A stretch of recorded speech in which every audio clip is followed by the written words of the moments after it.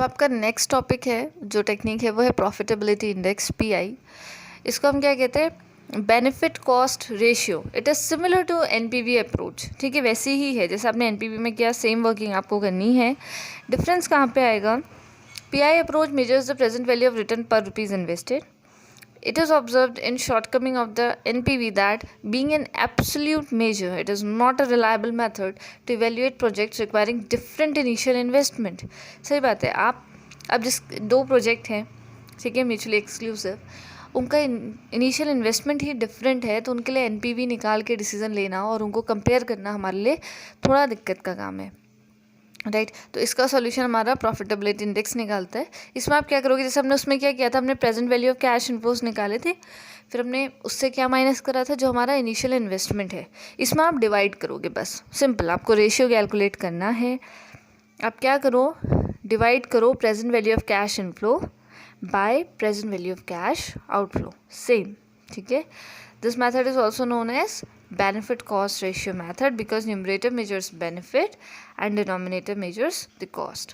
Decision rule क्या है, अगर आपका PI रेशियो 1 से ग्रेटर आता है then you can accept the project. अगर 1 से कम आता है तो you have to reject the project. Otherwise अगर वो 1 के इक्वल आता है the firm is indifferent, मतलब वो पूरा फर्म पे है कि whether firm wants to accept that particular project or whether the firm wants to neglect or reject that particular project. Right, now here are certain merits of a PI method.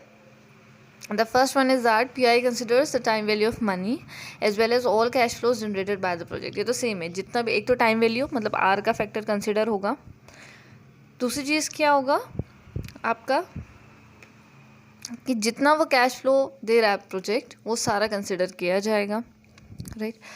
और at time देखो, कभी क्या होता है, हमारे दो projects हैं, उनका एनपीवी सेम आ रहा है, आप कौन सा प्रोजेक्ट आप चूज़ करोगे, right. Again it's a different thing. तो इसमें क्या होगा, the firm will be in difference here.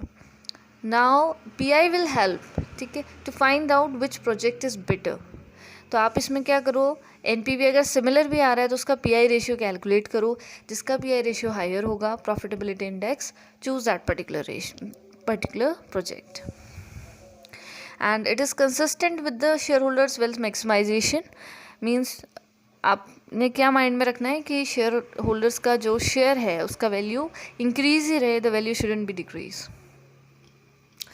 Moving towards the demerits. Demerit क्या है, when cash flows occur beyond the current period the PI is unsuitable as a selection criteria.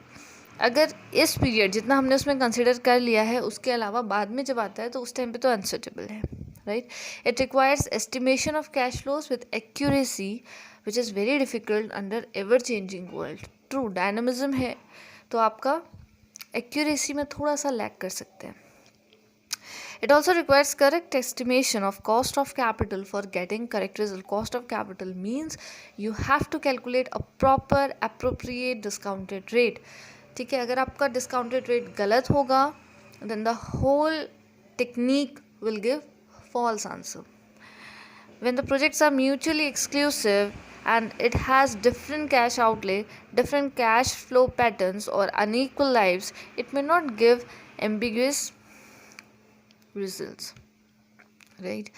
तो यही है use का, it is useful in evaluating capital expenditure projects being an relative major. I hope आपको ये भी part clear हो गया होगा। इसमें आपने कुछ नहीं करना है पीआई में, simply what you have to do, जो भी आपकी present value of cash flow आप पूरा जनरेट करोगे ना, looking back to the question of NPV, same इसका आपने सम टोटल करा, आपने इसको डिवाइड कर देना है इससे, बस दैट्स इट, ठीक है। तो ये सिमिलर मेथड है, बस पीआई का मतलब है वो रेशियो में कन्वर्ट करके देता है। आई होप आपको इतना क्लियर हो गया होगा। Thank you so much.